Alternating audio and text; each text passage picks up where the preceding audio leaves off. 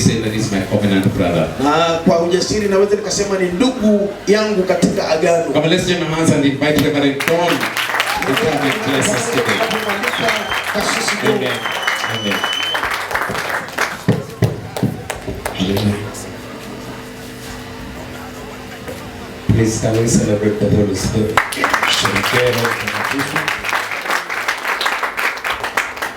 That kind of celebration is sick. Sherehe hiyo ni gonjwa. Yes. Do something better. Fanya kitu kilicho bora. Let's celebrate the Holy Spirit. Let's celebrate the Holy Spirit. At least that one is HIV positive. Ili kuna virusi vya ukimwi. Better. Tufanye iliyo bora zaidi. Which is free of HIV. Ambayo haina virusi vya ukimwi. It's not in a ward somewhere. Na liko kwenye chumba cha wagonjwa mahali. It's perfectly here. Kime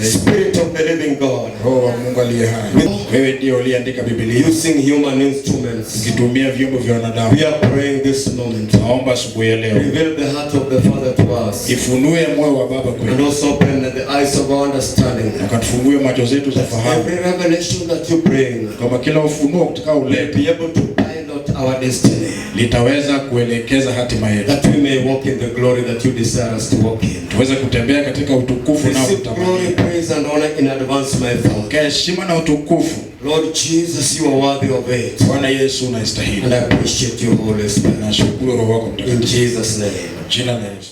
Katika Kristo Yesu. As we turn to the book of Joel chapter 3. Tunapogeukia kitabu cha Yoeli mlango wa 3. Joel chapter 3. Yoeli mlango wa 3. Verse 10. Mstari ni wa 10. I am Pastor Don. Anaitwa mchungaji Don from Kitale. Kutoka mji wa Kitale. I pastor church there, Gospel Glory Church. Mchungaji wa kanisa linaloitwa Gospel Glory. Hallelujah. Amen. Yes, I see a few from Kitale. I'm happy. Nimeona wachache kutoka Kitale na nimefurahia. I'm married. Ameoa. I have 2 children. Ninao wana wawili. Son and daughter. Mwana na binti. My son is working. Mwanao the university is working. Angali anafanya kazi katika chuo kikuu. He's through with this university is working. Amemaliza chuo kikuu, anafanya kazi. My daughter is in Form 1. Binti wangu ako katika kidato cha kwanza. Hallelujah. Hallelujah. That is how I'm very young. Hivyo ndivyo jinsi nilivyo mchanga. Praise the Lord. Bwana asifiwe. And also I come from a place which is full of maize. Natoka mahali kumejaa mahindi. I know there has been a maize issue in Kenya. Najua kumekuwa na shida ya mahindi Kenya. And I saw some creative things in WhatsApp. Na niliona mambo watu wametunga katika mtandao wa WhatsApp. Somebody cooking and stepping on the door. Niliona mtu anapika ugali na amekanyaga mlango na mguu. Meaning that ugali is important. Kuonesha ugali ina thamani sana. Hallelujah. We come from the bush. Tunatoka kule kwenye misitu. So we preach like the people from the bush. Tunahubiri kama watu watokao kwenye misitu. And if ugali is important, na ikiwa ugali ni muhimu, may the Spirit of God enable me to release ugali. Roho wa Mungu anisaidie kuachilia ugali. Hallelujah. Praise the Lord. Pastor Sam is a covenant brother together with Pastor Ross. I love them so much. Mchungaji Sam ni ndugu wangu wa agano na anawapenda sana pamoja na nyumba yake. Together with their lovely children. Pamoja na watoto wao wapenda. They are very close. Ni wa karibu sana kwangu. And when I say I love. Na ninaposema napenda. Praise the Lord. I respect him so much. Namheshimu sana. He's my boss too. Na yeye ndio mkubwa wangu. So I pray God to give me a grace to preach beyond. Naomba Mungu anipe uwezo wa kuhubiri zaidi ya maarifa ya mkubwa wangu. But because he's a humble man, I know he has no problem with that. Kwa kuwa ni mtu mnyenyekevu, najua hana shida na hiyo. Hallelujah. We are talking about gear shift. Tunaongea habari za uhamisho. Joel chapter 3 verse 10. Yoeli mlango wa 3 mstari wa 10. I want to say this as I start. Nataka niseme hivi ninapoanza. That in this world, katika ulimwengu huu, from the day you are born, kuanzia siku ulipozaliwa, you have been in a journey moving. Umekuwa katika safari ukiendelea. And there are a lot of changes that take place in your life. Na kunazo mabadiliko mengi yanatendeka maishani mwako. Both naturally, ya kiasilia, and spiritually. Na ya kiroho. Praise the Lord.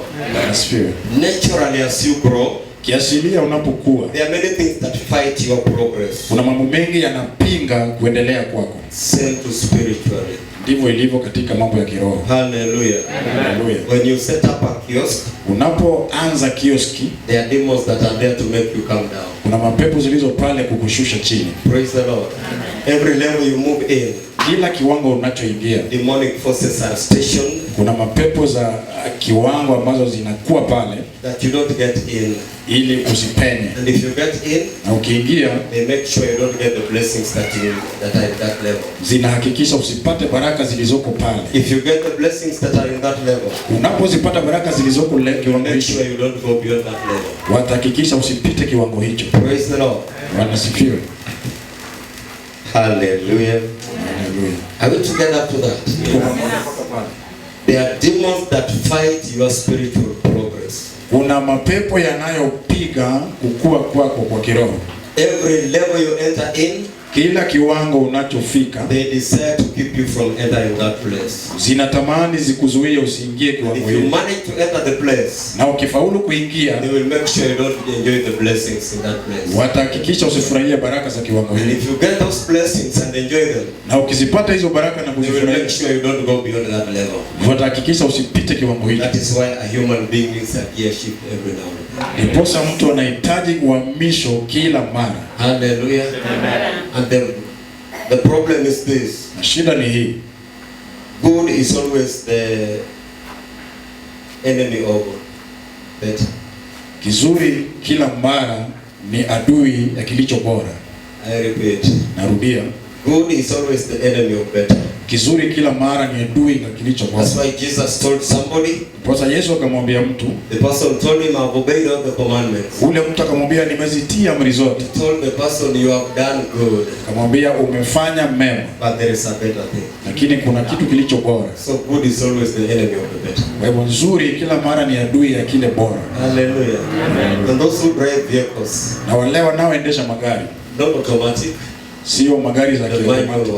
Zile za zamani za. For you to change a gear, ili ubadilishe gear, you have to disengage the power. Lazima utoe nguvu. Praise the Lord. You have to come out from what you are used to Lazima utoke kwa kile ulichokizoea and pick that which you are not used to. na uanze na kile ambacho You hujakizoea. cannot change the gear Huwezi badilisha gia when you are fully connected to the book that you know. ikiwa umeunganisha na kile ume. Come into the scripture. Wacha niingie katika maandiko. Joel chapter 3 verse 10. Yoeli mlango wa 3 mstari wa 10. I want to talk about overcoming your limitations. Nataka niongee habari za kushinda vizuizi vyako, Because the enemy of you is you. kwa sababu adui wako ni wewe. If you manage to deal with you well, Faulu kukabiliana na wewe you will be vizuri, able to change easily. utabadilika rahisi sana, Because it is you who desires the change, kwa sababu ni wewe unayetamani mabadiliko and it is you who is scared of the change. na ni wewe ambaye unahofia. So the enemy of you is you. Kwa hivyo adui wako ni wewe. Beat your plowshares into swords and your pruning hooks into spears. Let the weak say, I am strong. Yafueni majembe yenu yawe panga na miundu yenu iwe mikuki. Aliye dhaifu na aseme mimi ni hodari. Overcoming your limitations. Kuyashinda vizuizi vyako. Hallelujah. The Bible says here, Biblia inasema hapa, God is talking to the children of Israel. Mungu anaongea na wana wa Israeli. And they are faced with a conventional army Wamekabiliwa na jeshi hodari that knows how to fight, linalojua namna ya kupiga that vita, has been trained. ambayo imefundishwa. Hallelujah. An army that knows warfare. Jeshi lijuano vita, The so-called the Sabean army. kinachoitwa jeshi la And the Lord Wasebea. tells them, Bwana anawaambia, destroy your plowshares, aribuni majembe yenu destroy your pruning hooks, na miundu yenu, and let the weak say, I am strong. na aliye dhaifu aseme mimi ni hodari. From this scripture we find that the Israelites are farmers. Kwenye andiko hili tunapata Waisraeli ni wakulima. The farmers are used to their pruning hooks. Wakulima wanazoea miundu yao, They are used to their plowing shares. wamezoea majembe yao. But the Lord tells them, Lakini Bwana anawaambia, for you to change and get victory, ili mkabadilike na you kupata have to ushindi, destroy that which you are used to. lazima ukiharibu ulichokizoea, And that is your pruning hook na hiyo ni miundu yako and plowing shares. na jembe yako. Then the Lord tells them, Na Bwana anawaambia, you turn them into weapons. na mkawageuza kuwa silaha. You are not an army, Nyinyi sio jeshi, you are a group of farmers. nyinyi ni kundi la And for you watu, to get victory ili mpate ushindi against the army that is coming, kinyume na jeshi you lijao, have to destroy what you are used to. lazima muharibu kilichokizoea. Destroy your plowshares Haribu majembe yenu and destroy your pruning hooks. na muharibu miundu Then yenu. he tells them, Alafu anawaambia, turn them into swords mkayageuze kwa and turn them mikuki into spears. na mikuki. Hallelujah. Then he goes on and tell them, Anaendelea kuambia, say this, let the weak say, I am strong. na wenye walio dhaifu waseme au ni hodari. Hallelujah. Hallelujah. Together with me up to that point. Pamoja mpaka pale. God commands farmers to change what they are used to. Mungu anawaamrisha wakulima wabadilishe walichozoea. When they destroy it, Walipoharibu, they change their implements of war. wakabadilisha vifaa vyao And vya the vita. next thing they speak of Na jambo wanalolizungumzia is a sasa declaration of the tongue, ni utangazo wa ulimi which is different. ambacho ni tofauti. Farmers don't talk of let the weak say I am strong. Wakulima hawasemi wadhaifu waseme sisi ni They hodari. talk of plowing, Wanasema habari za they kulima, talk of weeding, wanasema upalilia, they talk of top dressing their farms, wanasema kuweka mbolea kwenye they shamba. talk of plants. Wanaongea habari ya mimea, They don't talk of swords. hawaongei habari ya They don't talk of kisu, spears. hawaongei habari ya And mikuki. so God realizes Na Mungu for anatambua them to get victory, ili wapate ushindi, they have to destroy what they are used to, lazima waangamize and they have to waliozoea change how they speak. na wabadilishe namna ya kuongea kwao. Hallelujah. They have to destroy how they speak. Lazima waangamize namna Let the wanavyoongea. weak say, I am strong. Wacha wadhaifu waseme ni hodari. Hallelujah. Words have power. Maneno yana nguvu. And words can give you victory, Maneno yanaweza kukupa or ushindi words can give you defeat. ama maneno ya kukupa When we are ushindi. saying we are changing the gear, Tunaposema tunabadilisha before gia, somebody changes the gear of a vehicle, kabla mtu kubadilisha gia ya gari, the words of changing the gear has to be inside their heart. maneno kubadilisha gia lazima yawe ndani ya moyo wako. Words have power. Maneno yana nguvu. Before you act, Kabla ya kutenda, you must have it in your heart. lazima iwe kwenye moyo. And what you have it in your heart, Ulicho nayo you moyoni bring into your mind. unaileta kwenye And nia it controls your action. na inatawala For matendo us yako. to change our gears, Ili tubadilishe gia zetu. After destroying what we are used to, Baada ya kuangamiza we have tulizozoea, to change how we speak. lazima tubadilishe We should stop tunapoongea. speaking like ordinary Kenyans. Tuache kuongea kama Wakenya We wa should kawaida. stop talking like ordinary Kenyans, thinking like ordinary Kenyans, feeling like ordinary Kenyans. Tuache kuwaza na kutenda kama Wakenya wa kawaida. Hallelujah. We have to change how we speak. Lazima tubadilishe tunavyoongea. Matthew chapter 12. Mathayo mlango wa 12. Please, we will still be coming to the book of John chapter 3 verse 10. Tutakuwa tunarudia Yoeli mlango wa Matthew 3. chapter 12 Mathayo mlango wa 12. verse 35, the Bible says, Mstari wa 35 Biblia a inasema, good man out of the good treasure of his heart mtu mwema kutoka kwenye hazina ya moyo wake speaks good things, hunena mema, and a bad man out of the bad treasure of his heart na muovu kutoka kwenye hazina ya uovu moyoni speaks bad things. hunena maovu. What does it mean? Inamaanisha nini? Inside every human being Ndani ya kila mwanadamu there is a treasure, kuna hazina. and the treasure inside you Hazina iliyoko is ndani able to change your location, your position, and your movement. inaweza badilisha sehemu zako, nafasi yako na mwenendo That wako. is why Christians are very rich inside. Outside is different. Lakini nje ni tofauti. Whatever is happening in their surroundings Kinachotendeka kwenye is not mazingira yao exactly what is inside. sio kama kilicho The ndani. Bible says a good man Biblia inasema mtu out mwema, of a good treasure. ndani ya hazina nzuri, Inside you there is treasure. ndani yako kuna hazina. This treasure is what is going to cause you to have a gear shift. Hii hazina ndio itakusababisha kuwa na uhamisho wa hazina. Hallelujah. And the Bible Na says, Biblia inasema out of the good treasure that is in him, kutoka kwenye hazina nzuri ndani yake he releases it out. anaiachilia. And the Bible Na says, Biblia inasema with your words, kwa maneno you yako will be justified. utafanyiwa haki, With your words, kwa maneno yako you will be condemned. utahukumiwa. So what is your treasure? Kwa hiyo hazina yako ni The words that are in your heart is your treasure. maneno ya ndani ya moyo, ndio hazina yako. Hallelujah. Hallelujah. I'm still coming back to this. Nitarudia hii baadaye. Let the weak say, I am. Wadhaifu waseme jinsi ni hodari. Those words are a treasure inside. Hayo maneno ni hazina ndani. So each and every one of us, Kila mmoja wetu we have treasures inside tunazo hazina ndani in yetu form of words. zilizo kwa, And when you declare them na unapoyatangaza out of faith, kwa imani, they will change your condition. yatabadilisha hali zako. A good man Mtu mwema out of the good treasure kutoka kwa hazina nzuri inside their heart. ndani ya moyo wake. Let me give a simple example. Wacha niwape mfano rahisi. This building Jengo hili started in the heart of Reverend Sam as words. lilianza ndani ya moyo wa kasisi Sam kama maneno. He came and spoke it. Kaja akaitamka, People gave watu wakatoa to the treasure that came out of him as words. kwa hazina iliyotoka ndani yake And kama maneno, finally we see it. na hatimaye tunaona hii. Praise the Lord. Bwana sifiwe. There is nobody who was created with a vehicle. Hakuna mtu aliyeumbwa na gari. There is nobody who was created with the riches. Hakuna mtu aliyeumbwa na utajiri. There was nobody who was created with anything. Hakuna mtu aliyeumbwa na kitu chochote. Hallelujah. In fact, the Bible says, Biblia inasema you came with nothing, tulikuja bila kitu, and surely you will go with. tutaenda bila kitu. But when you are here, Lakini ukiwa hapa, the Bible says, Biblia you inasema acquire words, unayapata maneno which is treasure. ambazo ni hazina. These words Haya maneno are what will follow you ndizo zitakazo in kufuata the form of your actions. kwa njia ya matendo The yako. Bible says, Biblia your inasema deeds will follow you. matendo yako yatakufuata. They started as words. Zilianza kama maneno. Praise the Lord.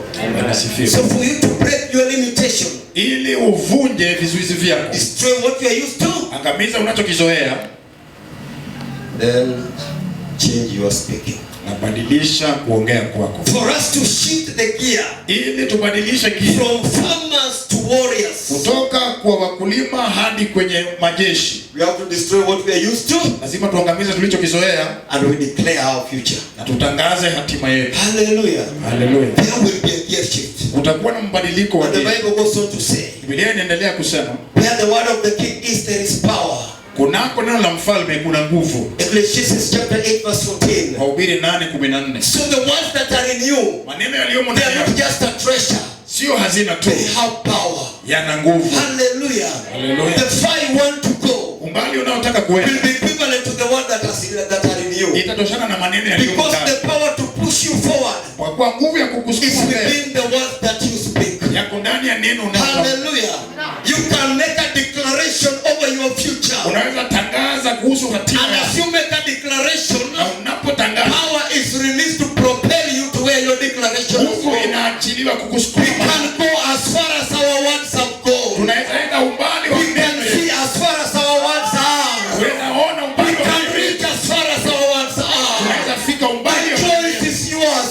Wa ushauri ni You wako. can make a gear shift Unaweza badilisha by the hiyo power of your words. kwa nguvu ya So maneno where yako. the word of the king is, Mahali kuna nguvu ya there is maneno, power. kuna nguvu. Hallelujah. Haleluya. Don't forget this. Usisahau hii. I still come back to that. Tarudia hiyo baadaye. Destroy what you are used to. Angamiza I unachokizoea. used to be a farmer. Umezoea kuwa mkulima. Please destroy that. Angamiza hiyo. Then God knows you are a farmer. Mungu anajua wewe ni You mkulima. think like a farmer. Unawaza kama mkulima. Act like a farmer. Unatenda kama Change mkulima. the way you are speaking. Badilisha namna Because your unavyoongea. words will change you. Maana maneno yako Let the weak yatabadilisha. say I am strong. Wadhaifu waseme sisi I am a weak farmer, mimi ni mkulima but dhaifu, I am now strong as a soldier. lakini ni mwenye jeshi Those hodari. words form treasure in your heart. Hazina yaliyomo ndani yako. Those words form treasure in your heart. Hayo maneno yanaumba hazina And ndani ya as you moyo. speak them, Na unapoyatamka they release power yanaachilia to nguvu propel you to kukusukuma where you are. kwa mahali unapotaka kwenda. Hallelujah. Haleluya. Are you understanding? Je, mnaelewa? Are you understanding? Je, mnaelewa? You cannot change a human being who doesn't change how they think and they talk. Huwezi badilisha mtu asiyebadilika lisha namna anavyoongea na namna anavyowaza. You have to change how they think Lazima ubadilishe namna wanavyowaza and how they talk. na namna wanavyoongea. According to my Bible, Kulingana na Biblia langu, people don't think from their brain, they think from their heart. watu hawawazi kwenye bongo, wanawaza kwenye moyo. As a man thinks in, Namna mtu awazavyo moyoni. hallelujah. That is why when you think so much, Ndiposa unapowaza sana, you don't get brain hypertension, you get hypertension. haupati Think from your heart. pressure ya ubongo, unapata pressure ya moyo. The brain is a computer that computerizes what has been fed in the heart. Bongo ni kama kompyuta ambayo weka pamoja vitu vilivyowaza kwenye moyo. You can touch a brain, Unaweza kuguza you ubongo, cannot touch a heart. huwezi kuguza moyo. Are you getting me? Je, unapata? And you cannot touch words too. Na huwezi kuguza maneno. So words that cannot be Kwa touched hivyo maneno ambayo hawezi yakaguzwa and a heart that cannot be touched, na moyo ambayo inaweza guzwa, when they meet together, yakikutana pamoja they bring trouble to the brain. yanaleta shida kwenye ubongo. That's why there's nothing like a slip of the tongue. It's a slip of the heart. Ndiposa hakuna kitu kama kuteleza ulimi, ni kuteleza kwa moyo. The tongue will never slip if the heart is okay. Ulimi huwezi teleza kama moyo uko sawa. That's from inside here. Inaanza hapa ndani. When the heart slips, Moyo unapoteleza, tongue has no choice to slip. ulimi hauna shauri, It will slip. itateleza. Praise the Lord. Bwana sifiwe. So you also don't tell me, Kwa hivyo pia usiniambie because pastor is talking about the importance of words. kwa kuwa mchungaji anaongea habari za I'm muhimu, not going to speak carelessly. sitaongea holela. I'm going to take care of my tongue. Nitachunga ulimi You are wangu. wasting your time. Unapoteza muda wako. Take care of your heart, Linda moyo wako and you will be able to take care of your tongue. na utalinda ulimi wako. Because your heart can declare Kwa kuwa moyo wako inaweza whether tangaza, your mouth is closed or not. hata kama mdomo umenyamaza, Your heart will speak and declare. moyo bado utatangaza. Hallelujah. Amen. Are you understanding me? Je, mnanielewa? So don't tell me, Pastor, I've talked about declaration, I'm going to close my mouth. Usiseme mchungaji aongea habari ya kutangaza nitafunga kinywa. Your heart will still be declaring and your body will follow. Moyo bado utatangaza na mwili wako utafuata. Hallelujah. Haleluya. And so declaration, the problem is the heart. Kwa hivyo katika kutangaza shida ni moyo. Because a good man out of the treasure that is in him Kwa kuwa mtu mzuri ndani ya hazina nzuri iliyo ndani yake produces good things. anatoa mambo yaliyo mazuri. And the Bible says, Biblia where inasema the word of the king is, kuniko neno ya there mfalme is power. kuna nguvu. Let me keep on in the same scripture. Wacha niendelee kwenye andiko hilo. In Ecclesiastes chapter 8 verse 14. Wahubiri mlango wa The 8. Bible says where the word of the king is, there is power. Biblia inasema kunako neno la mfalme And kuna who nguvu. can ask him, what are you doing? Na nani awezaye kumuuliza unafanya nini? Hallelujah. Hallelujah. The words you have, Maneno uliyo when you nayo speak them out, unapoyatangaza they come in the form of power. yanakuja kwa njia ya And nguvu. when they come out of in form of power, Yakikuja kama nguvu, whatever they do, chochote no zinazotenda demon can question. hakuna pepo anayeweza The kuzuia. Bible says, Biblia inasema where the word of the king is, kunako neno la there mfalme is power. kuna nguvu. And who can tell him, Nani awezaye what kumuuliza are you doing? unafanya nini? So when you are shifting this gear, Unapobadilisha you gia made hii a declaration. na umefanya tangazo, Every word you speak goes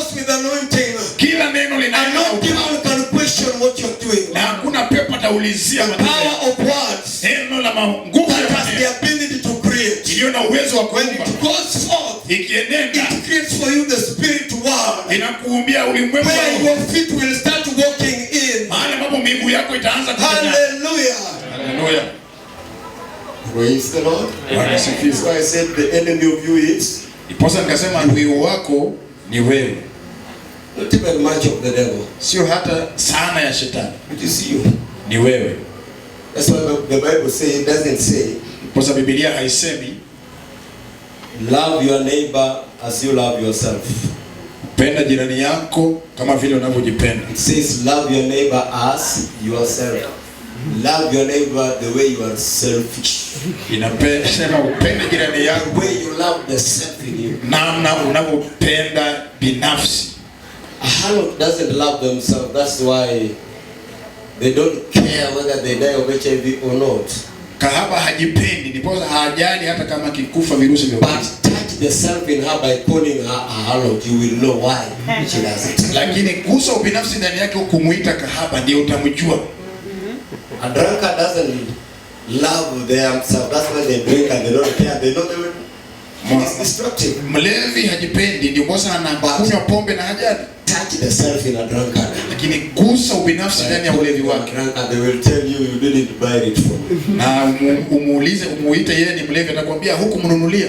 So the enemy of you is.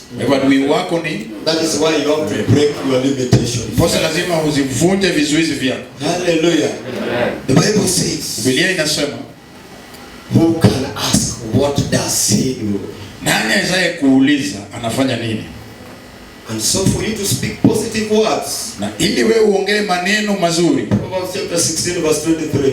Methali 16:23. Unless you leave this place and start troubling with your tongue. Ndio usitoke hapa uanze kuwa na shida na ulimi. Proverbs 16:23. Methali 16:23. According to King James. Kulingana na mfalme The Bible Yakobo. says, Biblia inasema, the heart of the wise teaches the his mouth and adds learning to his lips. moyo wa mwenye hekima umfundisha kinywa chake na umuongezea maarifa kwenye mdomo wake. If you want your tongue to speak well, Ukitaka ulimi wako, the Bible says, Biblia inasema, let your heart teach what?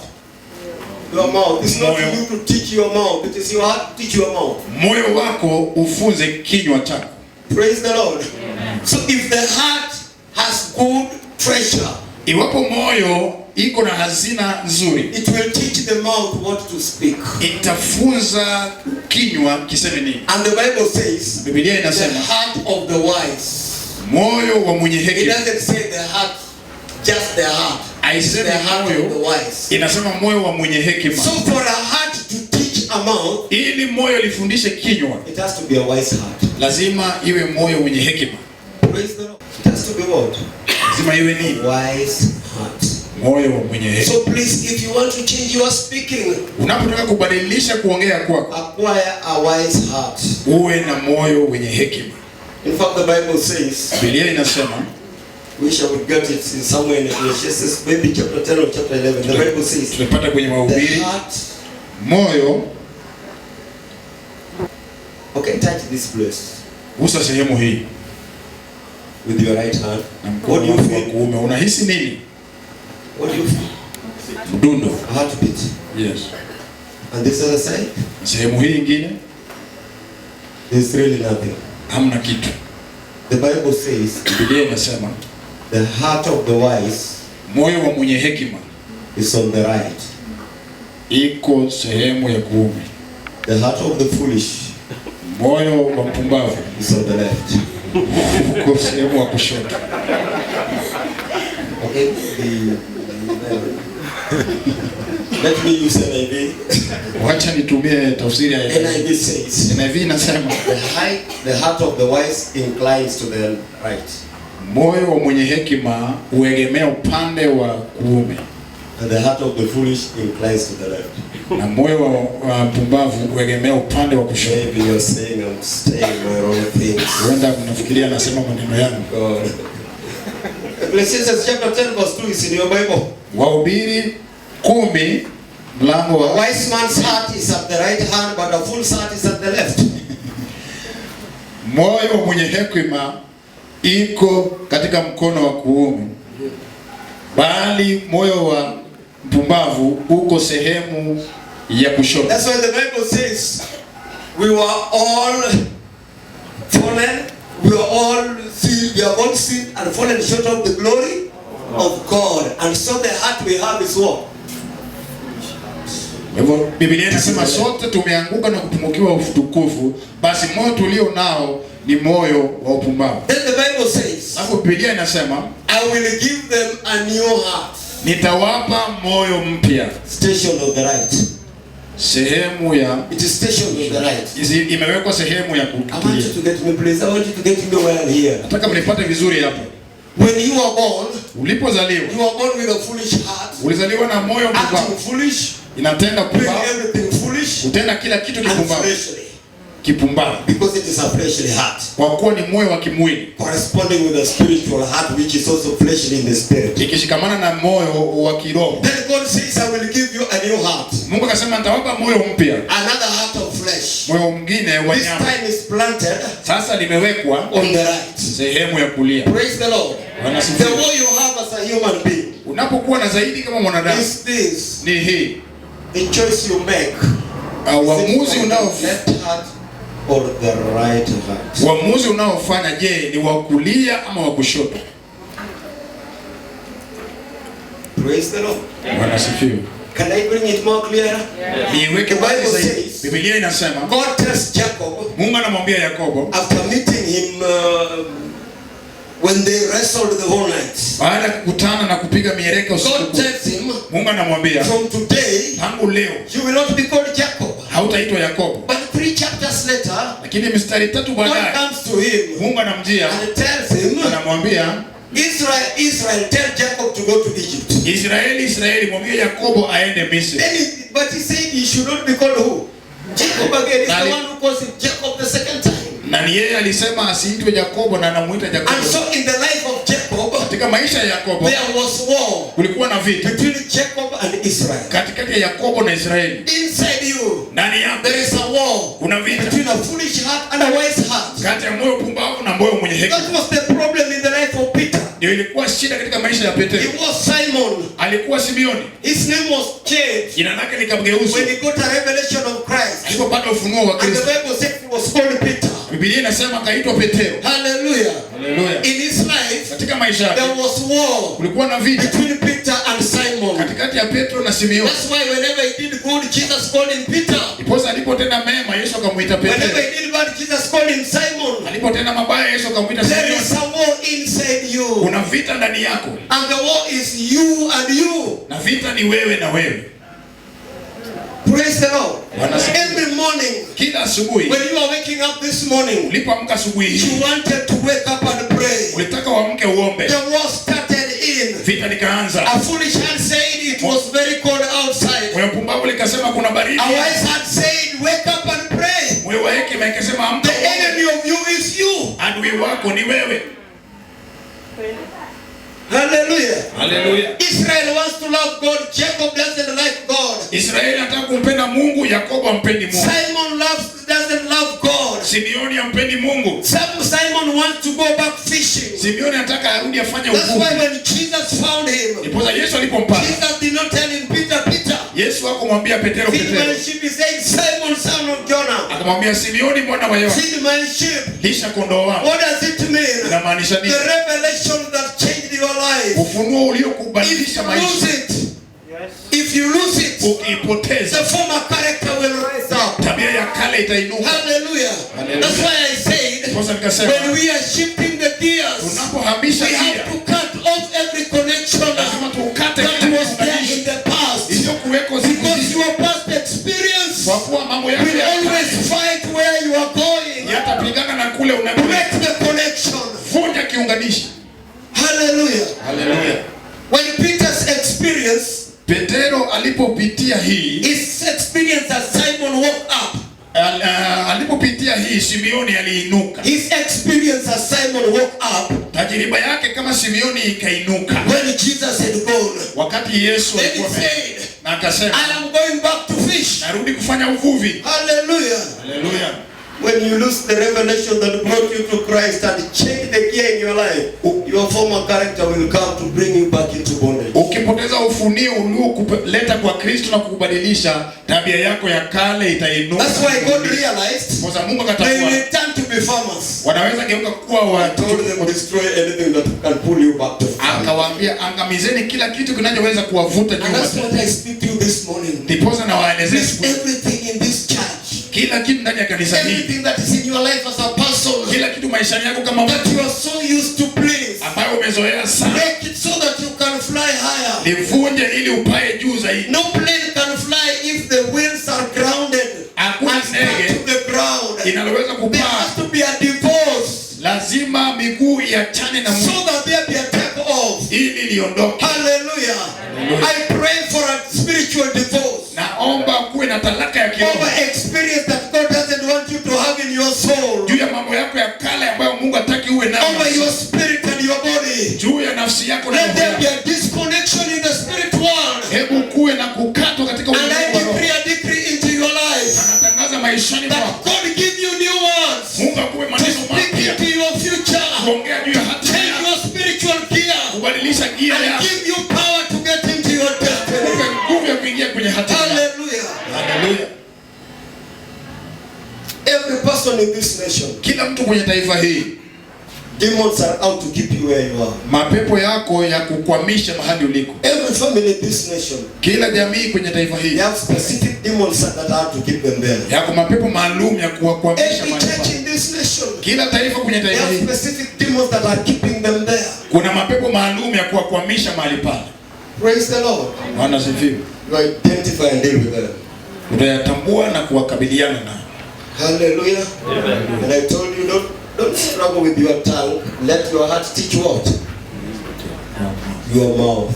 Let your tongue add learning to your lips. Wacha moyo wako add learning to your lips. Moyo wako ilete maarifa kwenye kinywa chako. And I say, nikasema, God gave you a new heart. Mungu alikupa moyo mpya. It doesn't mean a foolish heart is gone. Haimaanishi moyo pumbavu imeenda. There's a heart that is at the right, kuna moyo that is at the left. Upande wa kulia na ingine upande wa kushoto. Where do you make your decisions from? Unafanya maamuzi yako wapi? Is it a heart from the right or a heart from the left? Upande wa kulia ama kushoto? Because your enemy is you. Kwa kuwa adui wako ni wewe. Is it Israel who speaks or Jacob? Je, ni Israeli ama Yakobo anayezungumza? Is it Peter who speaks or Simon? Je, ni Petero ama Simeoni anayeongea? Hallelujah. Hallelujah. The one you obey in you, unayemtii ndani yake, will get your victory. Utapata ushindi.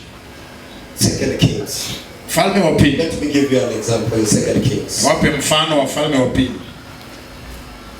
Chapter 7. Mlango wa 7, verse 3 to 6. Mstari wa 3 hadi 6. 2 Kings chapter 7 verse 3 to 6. Wafalme wa pili 7. The Bible talks of 4 lepers. Biblia inasema habari ya watu wanne walio na ukoma. When there was drought in Samaria. Kulipokuwa na kiangazi Samaria.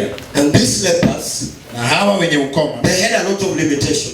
Walikuwa na pungufu mingi. Number 1 limitation is limitation of sickness. Pungufu wa kwanza ulikuwa na upungufu wa magonjwa. Their sickness could not allow them to join common people. Ugonjwa wao haungewaruhusu kuungana na watu wengine. Number 2, ya pili, was religious limitation. Ilikuwa upungufu wa kidini. They were defiled. Walikuwa ni watu najisi. According to the laws of Moses. Kulingana na sheria za Musa. Number 3, ya tatu, they were not even priests. Hata wakuwa makuhani. Hallelujah. Hallelujah. And where they were, na mahali waliokuwa, they spoke to themselves.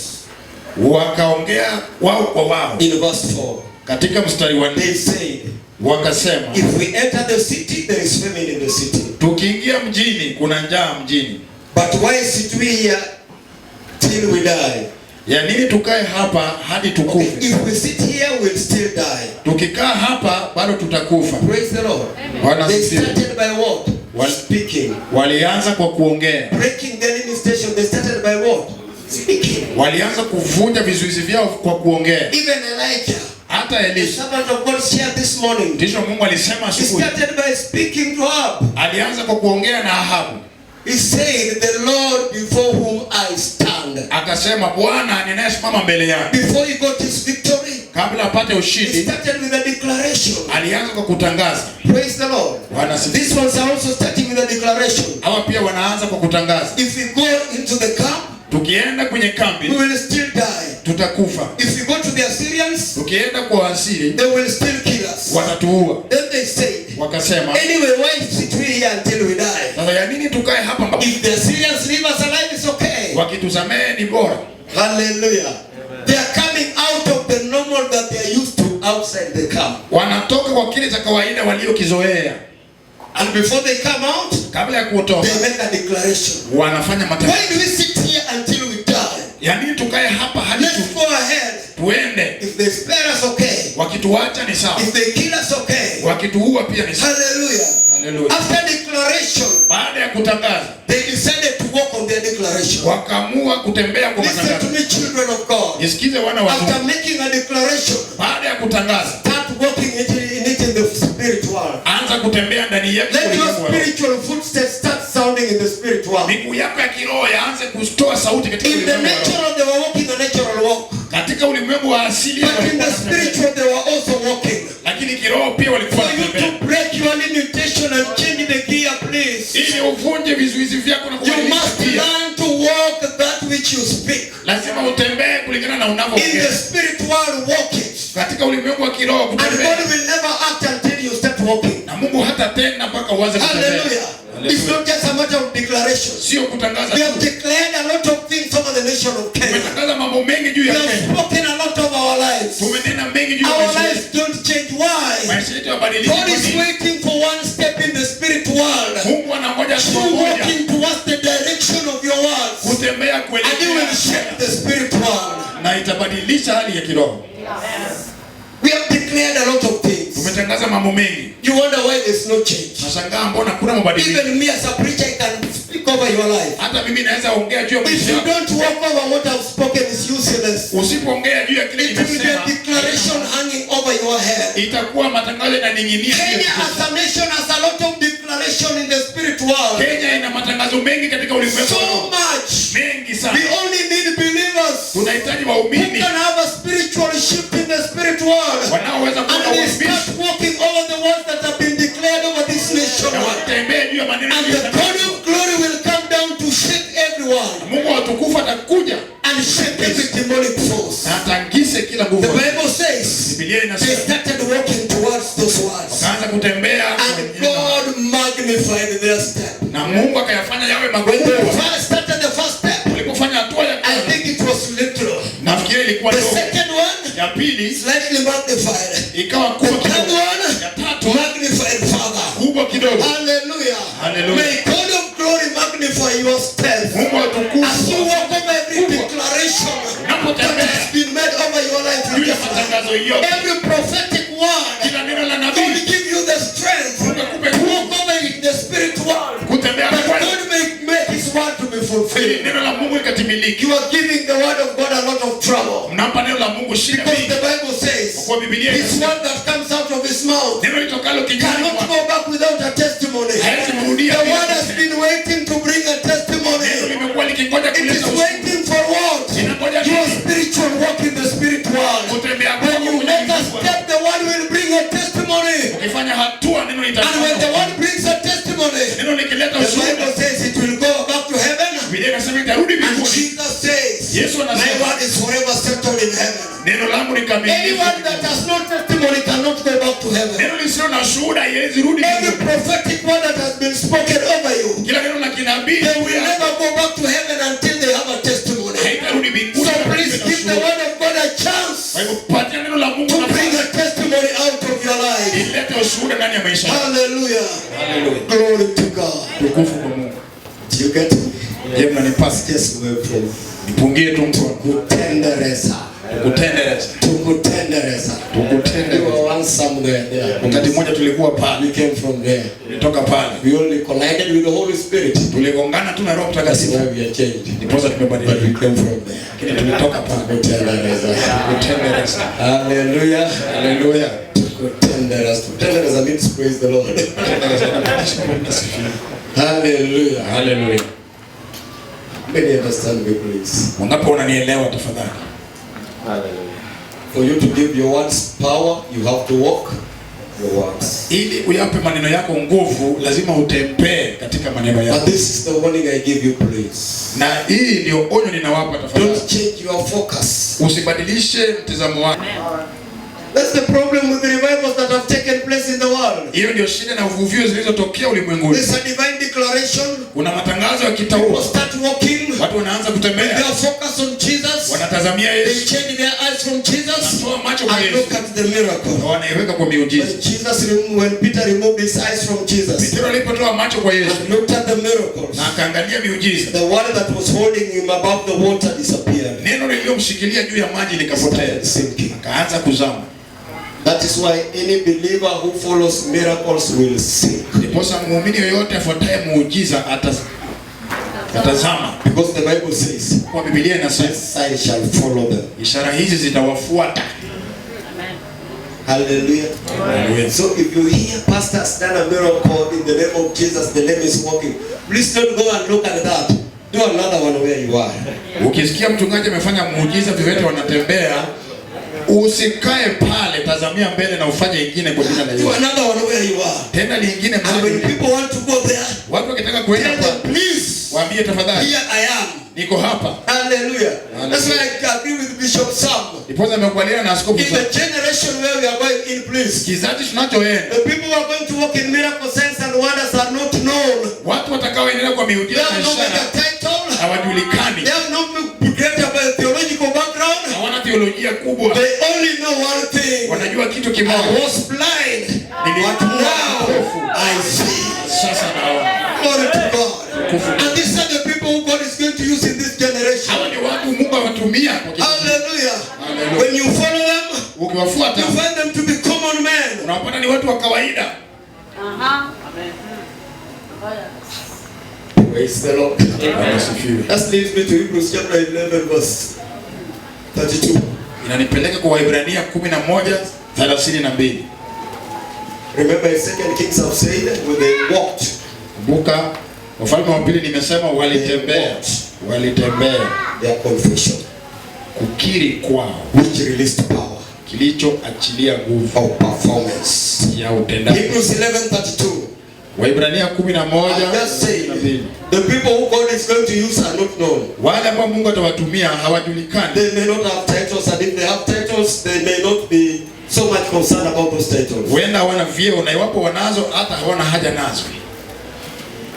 Read it there, my brother. 11:32. 32. Waebrania 11:32. Maandiko inasema hivi. Nami niseme nini tena?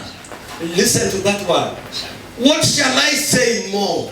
Because the people he wants to talk about has nothing much to be talked about them apart from when there was a gift from God in their lives. Kwa kuwa wale anaotaka kuwazungumzia hamna kitu cha kuzungumza kuwahusu isipokuwa wakati kulipokuwa na mbadiliko wa gia ndani yao. Yes, what shall we say more? Nami niseme nini tena? Time would fail me to tell of Gideon. Maana wakati usingenitosha kuleta habari za Gideoni. Gideon had to overcome fear and his position in the family. Gideoni alishinda hofu na sehemu yake kwenye familia For God to use him. ili Mungu He amtumie. was not known. Hakujulikana. No Midianite knew him. Hakuna Midian yeyote aliyemjua. Hallelujah. Haleluya. He said, I'm the least in our family. Nasema mimi ndiye mchache kwenye nyumba yetu. Praise the Lord. Bwana I sifiwe. love that. He said, I'm the least in my family. My family is also the least in Manasseh. Nasema mimi ni mchache kwenye nyumba yetu na familia yangu pia ndio Because mchache kwenye he Manase. was fearing, Kwa kuwa alikuwa anaogopa, he was hiding somewhere. alikuwa anajificha mahali. Praise the Lord. Bwana sifiwe. Then God comes and tells him, Mungu anakuja anamwambia, you are a mighty man of valor. wewe ni mtu mkuu wa vita. For you to break those limitations and change the gear. See yourself the way God calls you. Ili kuvunja vizuizi hivi na kubadilisha gia, jione vile ambavyo Mungu anakuita. Gideon says, Gideon, I am the least. mimi ni mchache. I am useless. Mimi sina Our thamani. family is useless. Jamii yetu haina But thamani. God says, Lakini Mungu you anasema, are a mighty man of valor. wewe ni mtu My hodari. question is, Swali langu ni, what defines you? Ni nini Is kinakuelezea? it your background? Je, ni kule Is ulikotoka? it the words of men? Je, ni maneno ya Is watu? it demonic words? Je, ni maneno ya Or kipepo? what God says about you? Ama kile Mungu anasema juu yako? Praise the Lord. Bwana asifiwe. All of those words Hayo maneno yote have the ability to take you to a certain direction. yana uwezo wa kukuelekeza. If you mahali. see yourself Ukijiona the way God sees you, vile Mungu anakuona, God, you will get your victory. utapata ushindi. Praise the Lord.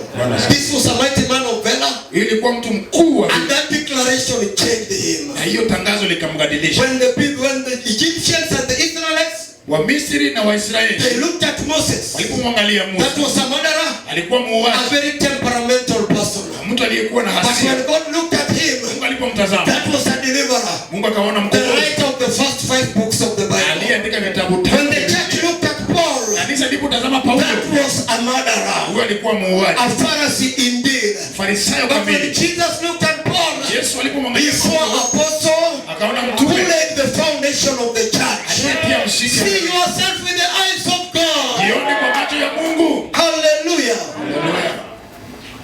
Hallelujah. Haleluya.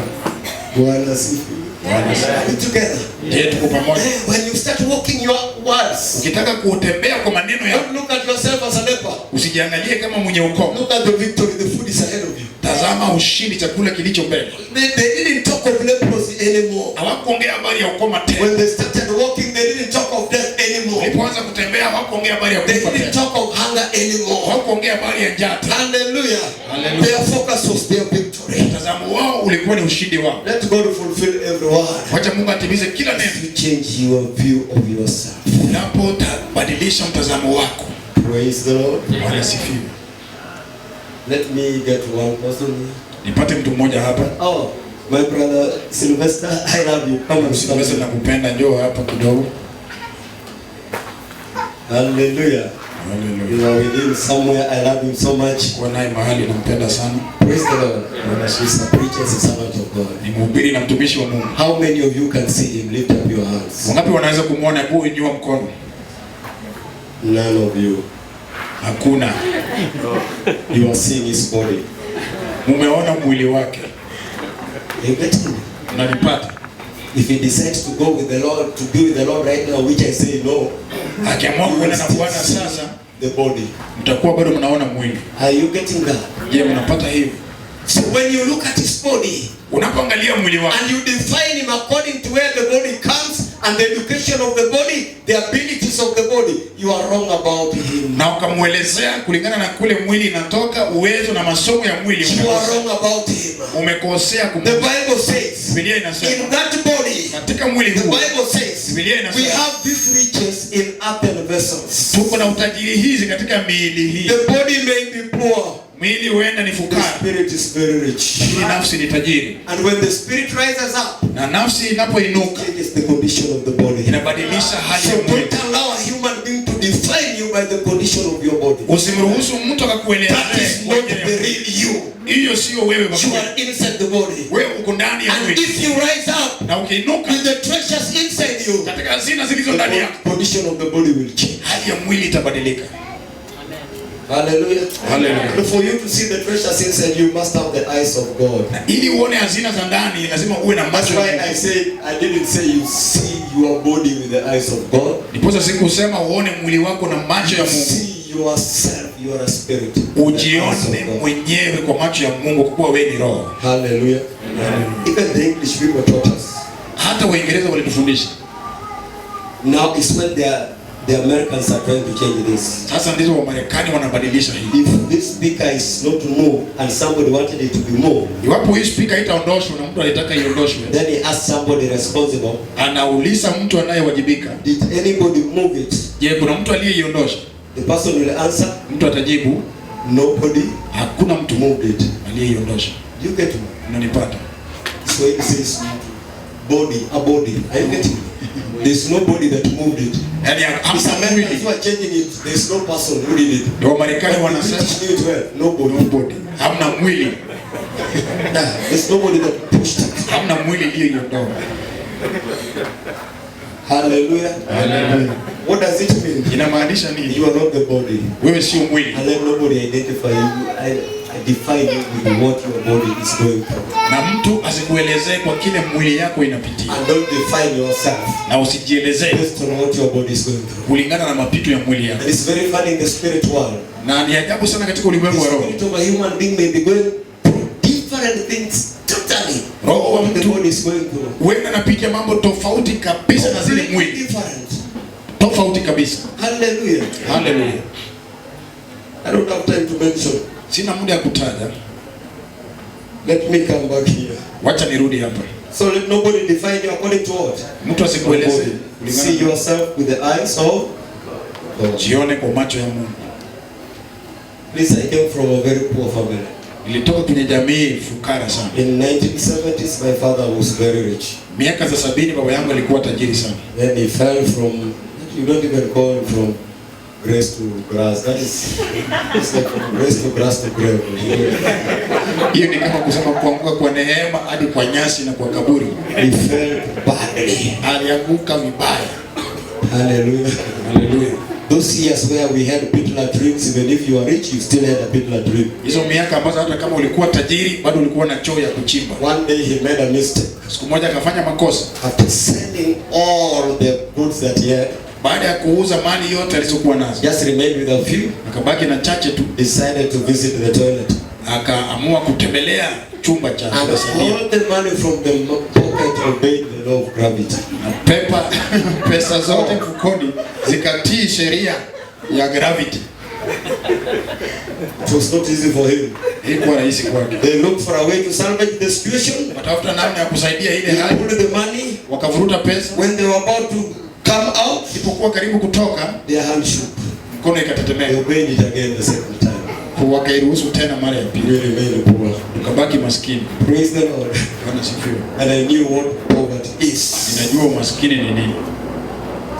When I got saved, Nilipookoka, I decided to see myself with the eyes of God. nikaamua kujiona kwa macho ya Mungu. In fact, the land that my father bought, Ardhi baba yangu aliyoinunua, he was given that land because it was rocky. alipewa kwa kuwa ilikuwa na miamba. So the people were doing away with it. Kwa hiyo watu walikuwa I wanaitumilia. decided one time to build Deuteronomy 28. Nikaamua kuchukuliwa Kumbukumbu la Torati mstari wa 18.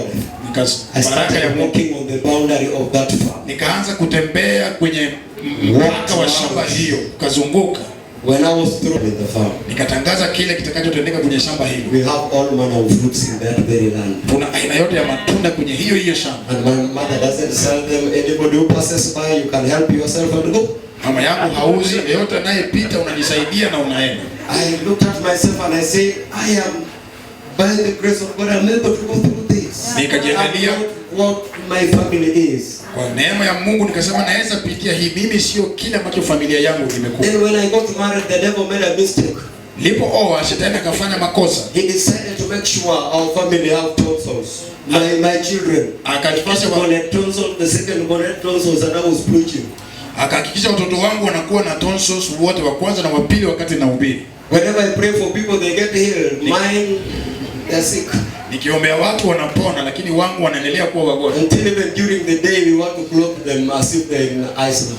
Mpaka hata mchana tunataka tuwavishe ni kana kwamba wako mahali kuna theluji, So that they don't get sick. ili wasiwe wagonjwa. Praise the Lord. Bwana sifiwe. One day it worked my heart. Siku moja ilinichosha sana kwa And I moyo. said, this is not who I am. Nikasema hii sio mimi. And I called tonsils for a conference in my house. Nikaita tonsils kwa na Meeting. tukue na mkutano. And I called the whole family. Nikaita jamii yote. Every one of us has to be there. Kila mmoja wetu lazima Because we ngekuwe, are doing a meeting with the tonsils. sababu tunakutana na I tonsils. told tonsils, Kaambia tonsils, these are my children. hawa ni wanangu. The children of the righteous shall be mighty in the land. Wana wenye haki watakuwa kuu kwenye This nchi. is my wife. Huu ni mke wangu. We have a foundation in Christ. Tunao msingi ndani ya A rock Kristo. that has been tested, Miamba ambayo imejaribiwa found to be firm. na imekuwa That thabiti. is where we are built on. Hapo ndipo tumejengwa. Our children are built on our shoulders. Watoto wetu wamejengwa kwenye mabega I yetu. want to let you know today, Nataka mjue leo this is the last time you appear in this house. ni mara yako ya mwisho Then kuonekana I kwenye nyumba stood hii. behind. Nikasimama nyuma. And I told tonsils, Kaambia tonsils, that is our window, ile ndio dirisha that is our door. na ile ndio You mlango. can choose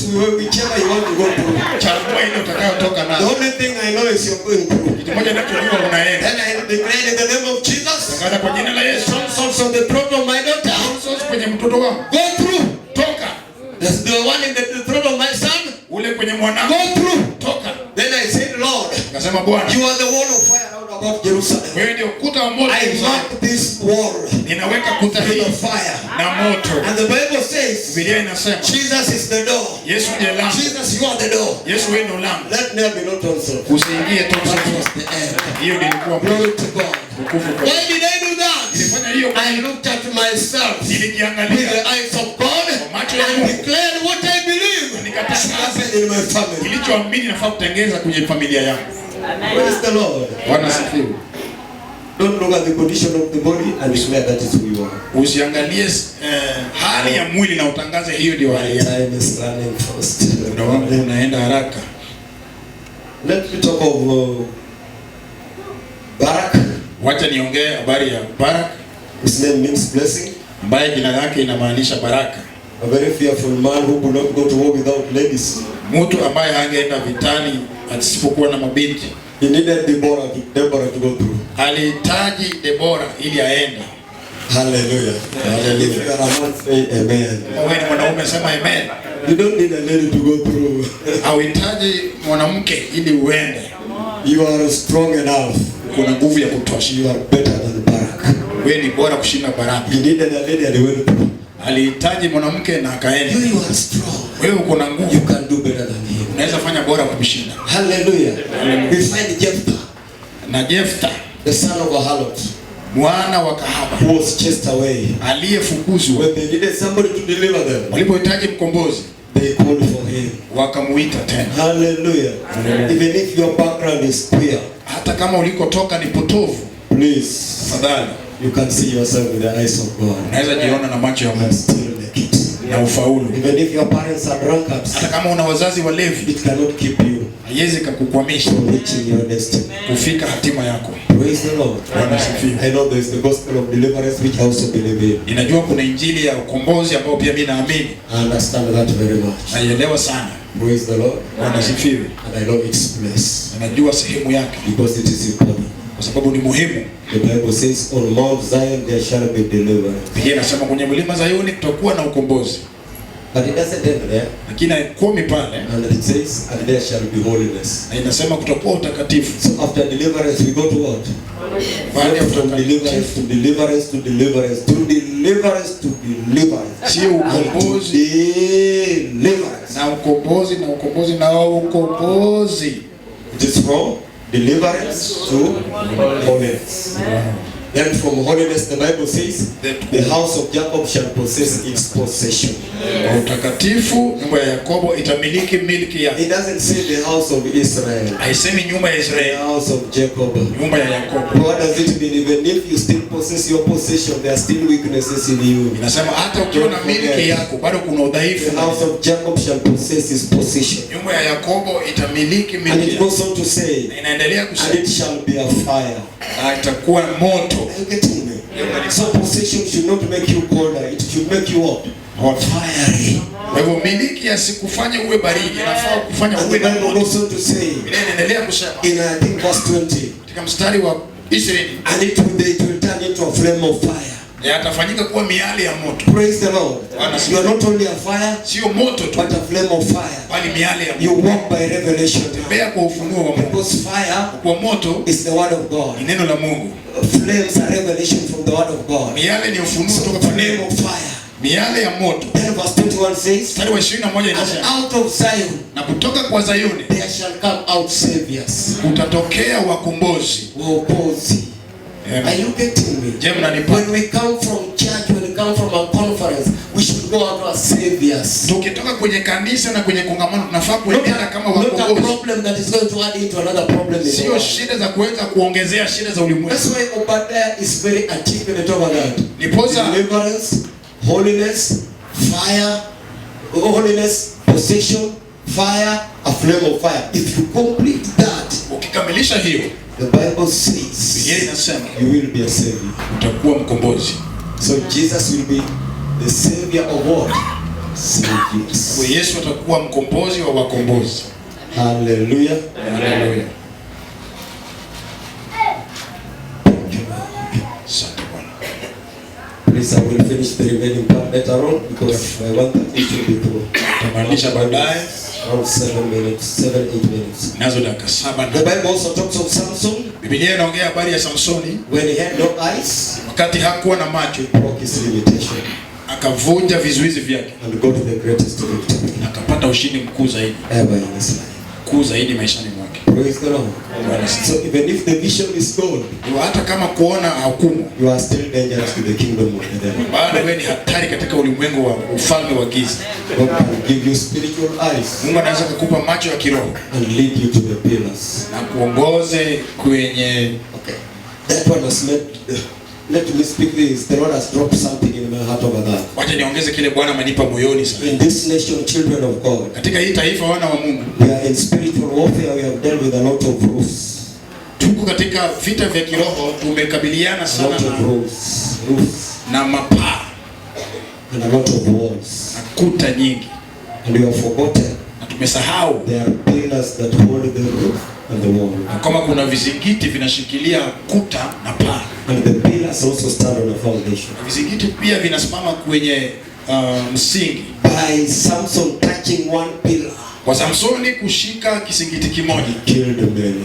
akaua wengi. So please, there are times you bind a lot of flying demons on the roof. Kuna wakati mnafunga mapepo mengi yanapaa May kwenye God paa. guide your eyes to the pillars that hold the demonic structures in this nation. Hebu Mungu aongoze macho yako kwa vitingizi ambazo vinashikilia nguvu za kipepo kwenye And hold one of it. na ulimwengu If mzima. you push it well, Ukisukuma there vizuri, will be a greater victory. utakuwa na ushindi mkubwa. And when the pillars are over, Na wakati vizingiti you go vimeisha, to the foundation unaenda kwa msingi that hold ambayo inashikilia demonic activities in this nation. kazi za kipepo kwenye taifa hili.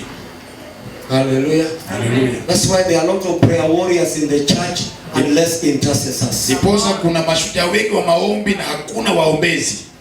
Very few intercessors. Waombezi chache kweli. Because when Joshua was fighting the Kwa Amalekites kuwa Yoshua alipokuwa anapigana na Waamaleki together with Moses, pamoja na Musa, they had two different positions. walikuwa na sehemu mbili tofauti. Moses as an intercessor went up the mountain. Musa kama muombezi akaenda juu mlimani. Joshua as a prayer warrior went down. Yoshua kama mshujaa wa maombi akaenda. Joshua was fighting what he was seeing. Yoshua alikuwa anapigana na kile Moses alichokuwa was anakiona. fighting what he was not seeing. Musa alikuwa anapigana na kile Which he alipokuwa needed haoni, spiritual eyes to overcome. ambacho alihitaji macho ya kiroho kukiona. Hallelujah. Haleluya. He was an intercessor. Alikuwa muombezi. And intercessors fight from heaven coming down. Waombezi wanapigana kutoka mbinguni wakikuja chini. Prayer warriors fight from here going up. Wenye vita wa maombi wanapigana kutoka chini wakienda A juu. big difference. Tofauti kubwa sana. Hallelujah. For you to intercede, you have to enter into your spiritual position. Ili utoe uombezi lazima uingie katika nafasi yako ya kiroho. And that is in the heavenlies. Na hiyo iko katika Then the mbingu. devil turns to be under your feet. Alafu shetani And anakuwa you start mbinguni treading on him. na unaanza kumkanyagia.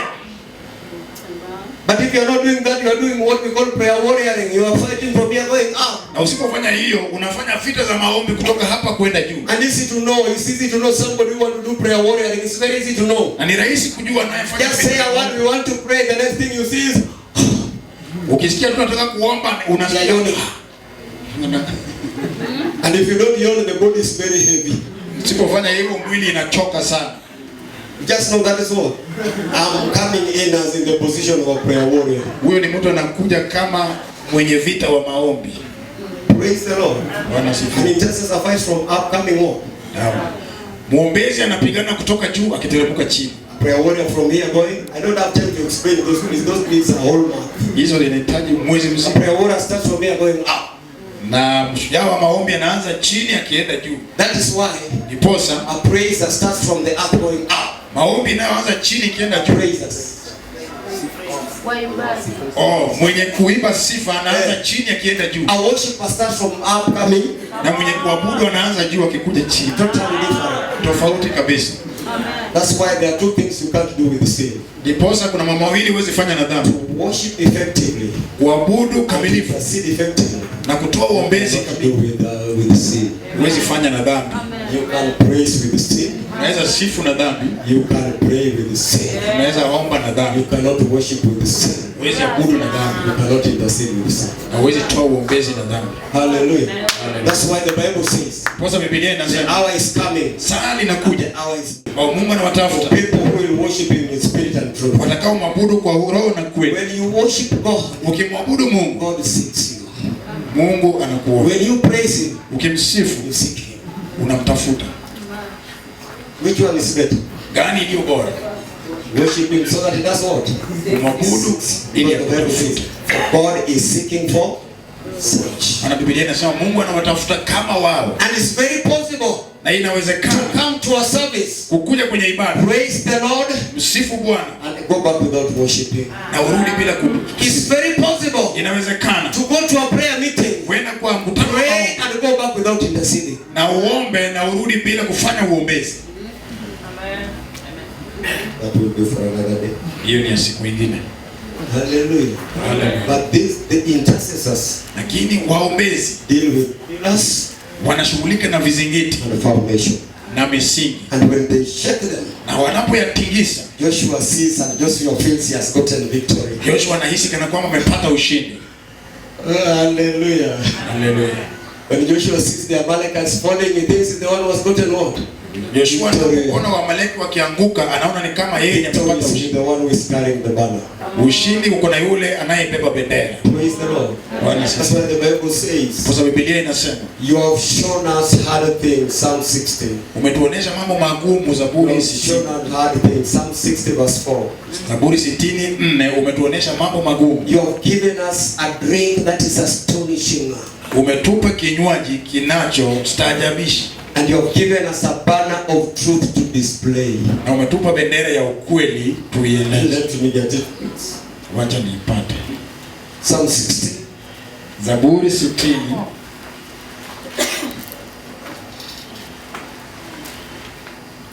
verse 4. Let me start from verse 3. wacha You nianze. have shown your people hard things.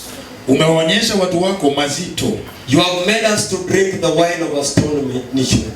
na kutunywesha mvinyo wa You have kutuyumbisha. given a banner to them that fear you, that it may be displayed because of truth. Umewapa wa kuogopao bendera ili itwekwe kwa ajili ya kweli. Please, for you to carry the banner of truth of intercession, Ili ubebe bendera ya kweli ya uombezi. God is going to show you hard things in your life. Very hard things. Mungu atakuonesha mambo Very hard magumu, things. magumu sana. A common believer will never understand you.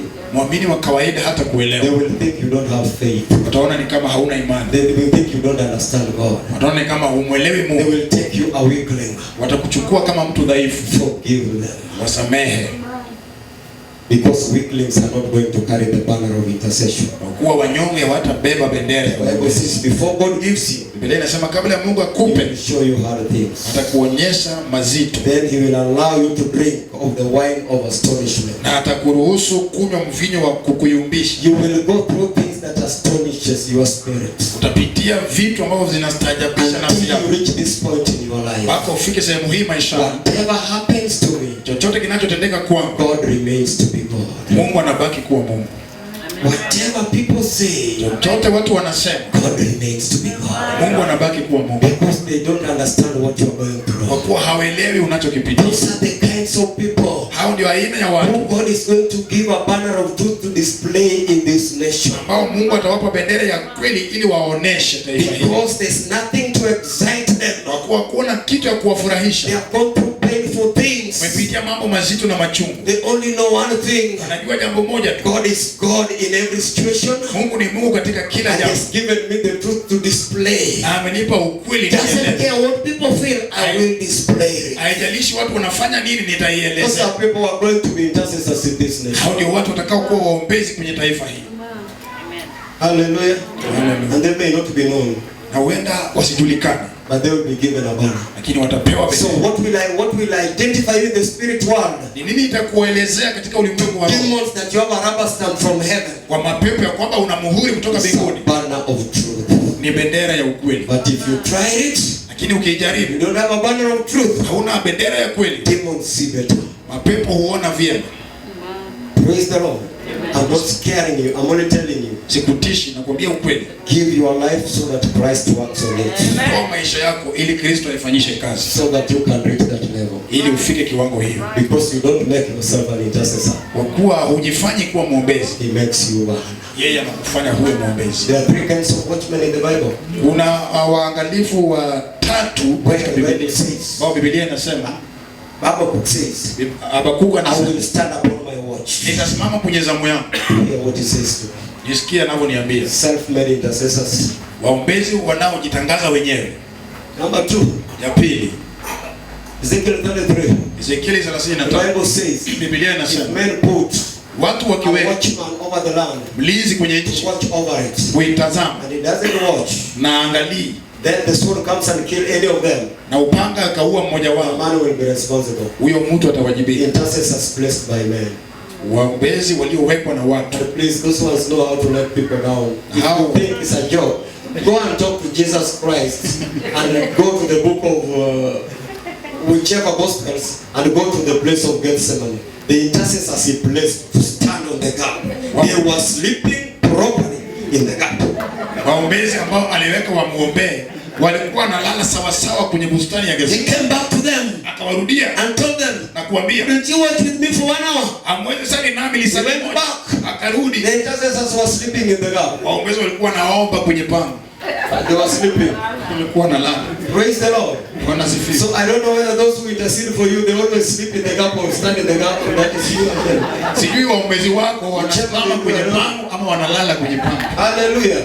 But the same Ezekiel chapter 33 Ezekieli hiyo says 33 of watchmen that God has raised, inasema habari ya walinzi ambao Mungu amewainua and they will require a word from them. na watahitaji neno kutoka These kwao. ones, when they pray, Hawa wanapoomba they fear nothing. hawaogopi They kitu. are not scared of any demon. Hawatishwi na pepo lolote. Nothing at all. Hakuna kitu. Hallelujah. Haleluya. Can I give you this last testimony? Then I went up. Kupa ushuhuda hii kisha nimalize. When I went to Kitale, Nilipoenda Kitale, I looked at the town niliutazama ule mji. and I wondered why God took me to that town. Nikashangaa mbona Mungu akanileta kwenye mji huu, Because it was complex. kwa sababu ilikuwa ina mambo mengi magumu. And the believers there told me, Waumini pale wakaniambia, you came when you are on fire. ulikuja ukiwa umewaka moto, But people in Kitale don't maintain spiritual fire. lakini watu wa Kitale hawajui kukuza So moto. they are giving you time. Kwa hivyo tunakupa muda. Hallelujah. Hallelujah. That time is around 17 years now. Hiyo ni kama miaka 17 imepita. I'm still the same person. Ningali yule mtu. Until 1 year and a half back, Hadi mpaka kama mwaka mmoja na the nusu Illuminati group came together kundi ya Illuminati wakakusanyika to push me out of Kitale. waniondoe Kitale, And I was moving to Kisumu. na nilikuwa ninaenda Kisumu. The ones in Kisumu, when they heard that, Nilipokuwa Kisumu wakasikia hivyo, they disagreed with the ones in Kitale. wale wa Kisumu wakakosana na wale wa Kitale, And I asked how I didn't go. na wakauliza How mbona. did I know? Nilijua aje? When I was praying, Nilipokuwa naomba and there were students. na kukawa na wanafunzi, One of them, the devil knocked him, mmoja wapo shetani akamwangusha and he flew in the air. na akapaa When he kwenye anga. landed out down, Alipoanguka chini, demons came out. mapepo yakatoka. And she told me, Pastor, Akaniambia, I mchungaji, want to tell you something. nataka nikwambie You jambo. remember this time you wanted to leave Kitale? Unakumbuka ulipokuwa unataka kutoka We came Kitale? together to chase you. Tulikusanyika pamoja tukuondoe. I said, oh God. Akasema yeye. Then I said, then what? Nikamwambia, na alafu She nini? told me, Kaniambia, the ones in Kisumu disagreed with us. wale wa Kisumu wakakosana na That sisi. is why you are still here. Ndiposa bado uko hapa. I said, oh God. Akasema yeye. In fact, I asked her, Nikamuuliza, I'm not a preacher I'm not anything in Kitale. Why me? mimi sio mkuu sana Kitale, mbona mimi? Then he told me, Akaniambia, she told me, there akaniambia are people whose names are not mentioned there. kuna watu ambao majina yao hayatajwi Then pale. I told her, I Nikamuuliza, think it's the name of Jesus Christ. nafikiria ni jina la Yesu Kristo. She told me, you don't know. Akaniambia Then ujui. the Spirit of God talked to me immediately. Roho wa Bwana akanizungumzia Psalms 104 verse 4. Zaburi 104 mstari wa 4. I will make my ministers a flaming fire. Nitawafanya watumishi wangu miale ya moto. Then the Lord tells me, Bwana akaniambia, there are names that I've written with fire. kuna majina nimeyanakili na They moto, cannot be mentioned. hayawezi yakatajwa. So when I realized, oh God, Nilipotambua yeye, this is different. It's not what I knew. hii ni tofauti, sio kama vile nimejua. Praise the Lord. Bwana sifiwe. Then the girl told me, Msichana akaniambia, we have been making sure we chase away everybody who comes to church. tumekuwa tukihakikisha tunafukuza kila mtu anayekuja kanisani. Hallelujah. Hallelujah. And I told the Lord, I don't know how to pray, and I'm not going to pray according to the direction of demons. Kumwambia Bwana, sijui namna ya kuomba na sitaomba nikiongozwa na mapepo. Give me a direction to pray. Nipe mwelekeo wa maombi. For over 1 year and a half, I think now, Kama mwaka mmoja na nusu sasa, to be specific, 19th of March, tarehe 19 mwezi wa 3, I went into the church later that day because of some things that I was doing. Nikaenda kanisani siku hiyo masaa ya jioni. Then my son met me because the service was on. Mwanangu akakutana nami maana ibada ilikuwa imeisha. Akaniambia baba, has been a drunkard who has been making a lot of noise here. Kuna mlevi amepiga kelele nyingi sana hapa. But so and so prayed for him. Lakini fulani alimuombea and he calmed down. Na akatulia. So in my mind I knew he calmed down and left. Kwa nia yangu nilijua akatulia na akaenda. I came into the church. Ingia kanisani. I was ready when the time of preaching comes. I will go and preach. Nilikuwa tayari kwenda kuhubiri wakati wa kuhubiri. Then when they started worship, walipoanza ibada, I heard a loud voice. Nikasikia sauti kubwa. I opened my eyes to see because according to my mind the drunkard was gone. Nikafungua macho kwa sababu mimi nilijua mlevi ameenda. He was seated across where I was. Alikuwa amekaa akiangaliana na sehemu nilikokaa. I told the Spirit of God, you started it yourself. I'm too tired. I don't want trouble with you. You're casting out demons this time. Ambia Roho wa Mungu, ulianza hiyo peke yako, sina shida, nimechoka. So I took over. I love singing. Nikachukua kuimba, Took over and went on singing and worshiping God. Kaanza kuimbisha na kuabudu Mungu. Then in the process of worshiping, nilipokuwa naendelea kuimba, he shouted more. Akapaza sauti sana. He said, I've seen Jesus. Akasema nimeona Yesu. Then I said, let me wind up and pray for him. Kamaliza nimuombe. I decided after that, I gave him a seat. He sat. Then I told him, I'm going to pray for you. Then before I pray for you, please, what is your name? Nikamuuliza majina. Then instead of answering me, he told me, akaniambia, I want to tell you something, Pastor. Nataka nikwambie kitu I mchungaji. told him I don't have time. Nikamwambia sina He saa. said just one sentence. It's not mine. Akasema sentensi moja He tu. told me in the morning I drank. Akasema asubuhi nilikunywa pombe. Then I was given somebody's burden Nikapewa mzigo wa mtu and a letter to bring. na barua ya kuleta. That burden has been very heavy on me. Hiyo mzigo umekuwa mzito sana. Take it to the right place. Na mtu akaniambia nikipeleka mahali I panapofaa will get my miracle. nitapata I've mzigo. been walking the whole morning. Nimetembea asubuhi So I kucha, started praying for him. nikaanza kumwombea. And my sister mind told me to cast out the demon of drunkardness, which I've always done in the name of Jesus to many people. Na akili yangu ikaniambia nikemee roho ya ulevi ambayo nimefanyia When watu I wengi. said, spirit of drunkardness in the name of Jesus, come out. Niliposema roho ya ulevi toka kwa jina la Yesu, Screamed again at the top of his voice. akapaza sauti tena And kubwa. a deep voice came from him. Na sauti nzito ikatoka ndani. I am the one who has been holding this church. Mimi ndio nimekuwa nikishika I'm the one kanisa who has hili. been chasing away people. Mimi ndio nimekuwa nikishika watu. I'm the one who has brought trouble to this Mimi church. ndio nimeleta shida kwenye kanisa But hili. today I've let it go. Lakini leo nimeiachilia. The people who left are coming back. Watu waliotoka wanakuja And many things. na mambo mengi. Then after that, Baada ya hiyo I went on praying for him. nikaendelea kumwombea. Please, I've not led him to Christ. Are you getting me? Mpaka hapo sijamuongoza kuokoka. He spoke in tongues for around 4 minutes. Aliongea kwa dini kwa kama dakika 4. I wonder, this is not the kind of theology I was taught. Sasa kama theolojia hiyo sio. My theology. Hii ni shida na theolojia He's yako. a drunkard.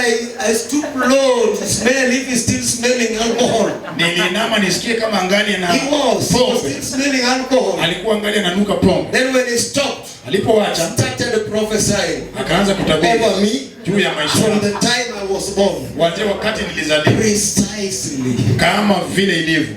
When he stopped, Alipoacha started over my ministry. akaanza juu ya From huduma the yangu. time I started in Kakamega, Kuanzia wakati nilianza went to Kakamega, Kisumu and finally in Kitale. na hatimaye Precisely. hakika Then started talking over the church. akaanza kuongea juu ya kanisa. What the church members only alone who knows. Vitu tu washirika wa kanisa ndio wanajua. Hallelujah. I was shocked. Completely. Nilishangaa. Then when he stopped, Alipoacha he asked a question. akauliza swali, Where am I? niko wapi? And have I done anything wrong? Na je, nimefanya makosa yoyote? I told him no. Nikamwambia la. Praise the Lord. Bwana sifiwe. Then he told me, Akaniambia who I feel is. There was a letter was given. He repeats himself. There was a letter was given, Nasema and kuna I've barua given that letter. nilileta And the burden is gone. na mzigo imetoka. That was the 19th of March. Ilikuwa tarehe 19 mwezi wa 3. Praise the Lord. Bwana sifiwe. I'm talking to intercessors. You getting? Naongea na If you waombezi. enter into your position and pull the pillars well. Ukiingia kwenye sehemu yako na So the uzisukume 19th vizingiti. of March, people Mwisho wa have mwezi been wa coming to church, Watu wamekuwa wakikuja kanisa. telling me, Pastor, Wakiniambia mchungaji, I was commanded by a voice to come, niliamrishwa na sauti nikuje and I'm here to stay. na niko hapa kukaa. Several, not one. wengi sio In mmoja. fact, the first one who came doesn't. There are people when you look at them, they don't even smell spiritual. Kuna watu hata kuangalia hawana harufu ya kiroho. They don't look like they can even hear anything. Hawakai hata kama wanaweza sikia kitu. That is the first one who came. Huyo ndiye alikuwa wa kwanza And she was told, na aliambiwa turn back and look behind. geuka uangalie nyuma. When she looked behind, Alipoangalia she nyuma saw the ushers of the church. akaona mashemazi wa kanisa na kanisa. And he was told, Akaambiwa go back to where you came from. rudi mahali ulikotoka. She didn't obey. Hakutii. The voice came Sauti a ikaja week later. juma moja baadaye. Go back to where you came from. Rudi mahali That ulikotoka. is the first one who came. Huo ndio wa kwanza. The next one Wa pili went to the next church akaenda kanisa and jirani was promoted na to akainuliwa. a praise and worship leader. Akapewa kiongozi In the ambaye dream, katika ndoto she had a voice akasikia sauti telling her, ikimwambia your microphone is not among these microphones. kipaza sauti chako hakiko Pastor miongoni. Don has your microphone and he has gone with it. Go back to where it is. Pastor Dona mimi na microphone That yako. is what has been happening. Hicho ndicho kimekuwa Children kikitendeka. of God, if you intercede well Kama Mungu by the hand of the Spirit of God, moyo wa He roho will command the hearts of men ataamrisha mioyo ya watu and they will obey. na watatii. Guess what my friend was telling me here? Vile rafiki yangu aliniambia hapa. In Asia, you don't need people to speak to the Muslims. God appears to them. Kule Asia kuna mtu He's akuongea. only waiting for you to deal with the pillars in our nation. Anangojea ushughulike na Deal with the foundations in our nation. kushughulikia msingi Because it is the pillars in our nation and the foundations in our nation that is holding the voice of God to be open. kwa kuwa ni misingi na vizingiti ndio vinashikilia sauti ya Mungu. If intercessors deal with it, Waombezi God will wakishughulikia speak to every human spirit. Mungu ataongea na And He wewe. will give a divine command. Na atatoa amri. Churches will be filled Makanisa by yatajaa the drawing power of God. kwa nguvu ya Not Mungu. just evangelism. Evangelism is important. Si uinjilisti tu. But the Bible says Biblia it inasema is God who causes us to approach ni Him. Mungu anasababisha There is the kukaribia. drawing power of God. Kuna nguvu ya Mungu If it is inayovuta. released over church, Ikiachiliwa juu ya after kanisa. intercession, people will come. Baada ya maombezi God will watu visit watakuja. them in vision, dreams, and command their voices Mungu to anasema go to church. Hallelujah. And when they come in, wakiingia they don't come to obey the voice of men anymore. kutii sauti They ya need watu. men with revelation to speak into their heart. Kuongea na mioyo Because yao. they have been drawn by revelation. And so they are kept by revelation. Hallelujah. That is the cry of my heart. Hiyo ndio kilio ya That Baba. God may manifest His Son. Ili Mungu adhihirishe wanao. The whole creation is groaning in pain, Uumbaji wote unaugua. waiting for the manifestation of sons of God. Wakingoja The thibitisho la world is not waiting for the sons of God. dunia haiongoji The kwa world is waiting for manifestation, revelation of the children of God, ufunuo. revealed with power, revealed with glory, revealed with revelation. That is the one the world is waiting for. Hiyo ndio dunia inangojea. Revelation Ufunuo. of the children of God Wana wa who Mungu have broken every limitation, waliovunja kila kept kizuizi. on a new gear, Wamepata and they njia are mpya. moving by revelation, Na wanaenenda kwa ufunuo. displaying glory by revelation, Wakionyesha utukufu. speaking by revelation. Wanaongea kwa Everything they do chochote wanachofanya. has no repetition. Haina kurudiwa. Revelation, revelation, revelation. Ufunuo, ufunuo. And when people walk in revelation, Wanapotembea the kwa devil doesn't know what to do with you. Because the devil cannot get revelation. No angel can get revelation. It's only believers who can get revelation. So he doesn't know how to do with you. He cannot stop a revival. He cannot stop a revival. But maintains revelation. And where there is revelation, God will always bring His glory. Mungu analeta utukufu. Let it happen to this church. Na itendeke kwa Let kanisa. it happen to our nation. I declare it, let it happen in Umoja. And let it happen to your life. A life that is revelation. That the world may not groan anymore in pain. You are a solution. You are coming out Unatoka of nje. Mount Zion Kwa mlima Zayuni. as a fire and a flame of fire. Watu na kama Going miale. out as a savior. Your name written by fire. No demon can stop you. Hakuna pepo litakusimamisha. Hallelujah. Hallelujah. Sin cannot touch you. Na haiwezi kukugusa. No cobweb can touch fire. Hakuna kitu kinaweza No kikasimama. cobweb can touch fire. Every cobweb melts. Hakuna buibui. They met where there is fire. Zinaweza kutana mahali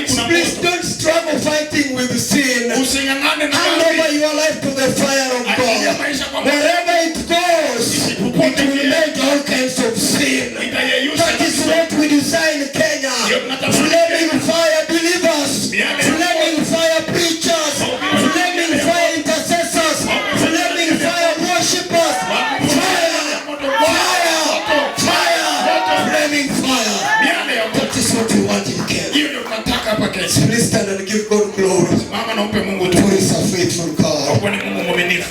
Just give him glory by Utukufu, clapping. utukufu. Just give him glory by clapping. Tupe utukufu ya makofi. Just give him glory by clapping. Utukufu na makofi. Just give him glory by clapping to him. Utukufu na makofi. Just clap to him. Pigie makofi. Just clap to him. Pigie makofi. Name is power. Your name is power. I know it's true. Holy Jesus. Jesus. Your name is power. Your name is power. I know it's true. Jesus. Your name is power. Your name is power. I know it's true. Your name is power.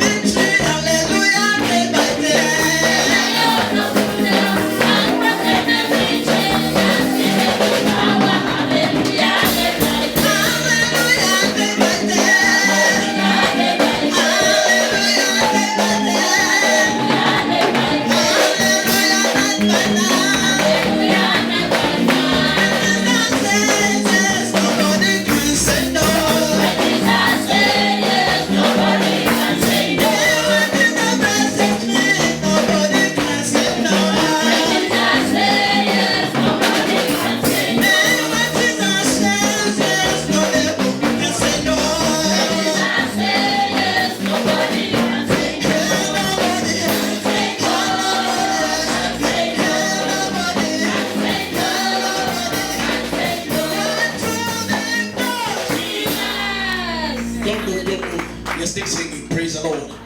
I was forgetting something. Hallelujah. It is blessing time. Hallelujah. I want us to give our offering as we sing and celebrate unto the Lord. Hallelujah. Praise the Lord. The man is going down. I want us to give to the Lord. Hallelujah. So pull out your offering, something gold, and bring it here at the altar as we continue.